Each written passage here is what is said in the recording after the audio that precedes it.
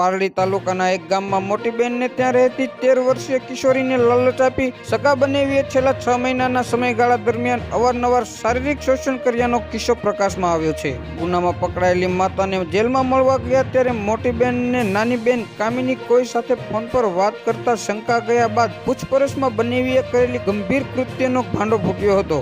અંકલેશ્વર ખાતે રહેતી 13 વર્ષીય કામિની પારડીના એક ગામમાં રહેતી મોટી બહેનને ત્યાં લાંબા સમયથી રહે છે. કામિનીની માતા ગુનામાં પકડાયા બાદ તેને મળવા માટે મોટી બહેન સાથે પોલીસ મથકે ગયા. તે વેળાએ કામિની ફોન પર કોઈ સાથે વાત કરતી હોવાનું મોટી બહેનને ધ્યાનમાં આવ્યું હતું. શંકાના આધારે કામિનીની પૂછપરછ કરતા બનેવી જય શિવાભાઈ પંડારામે લાલચ આપી પોતાના ઘરમાં છેલ્લા 6 મહિનાના ગાળા દરમિયાન અવારનવાર શારીરિક શોષણ કર્યા હોવાનું જણાવ્યું હતું. જયના ગંભીર કૃત્ય અંગે કામિનીનો ભાઈ સમજાવવા જતા તેને બીભત્સ ગાળો આપી જાનથી મારી નાખવાની ધમકી પણ આપી હતી. મોટી બહેન સ્તંભિત થઈ ગઈ હતી. બનાવ અંગે અંકલેશ્વર રહેતી માતાને જાણ કર્યા બાદ ઓવરવાડ આવ્યા હતા. બાદમાં જમાએ જઈએ કરેલા ગંભીર કૃત્ય અંગે પારડી પોલીસમાં ફરિયાદ કરતા પોલીસે બળાત્કાર, પોક્સો સહિતની જુદી જુદી કલમ હેઠળ ગુનો દાખલ કર્યો હતો. આ કેસમાં આરોપીની ધરપકડ કરી જેલ ભેગો કર્યો છે.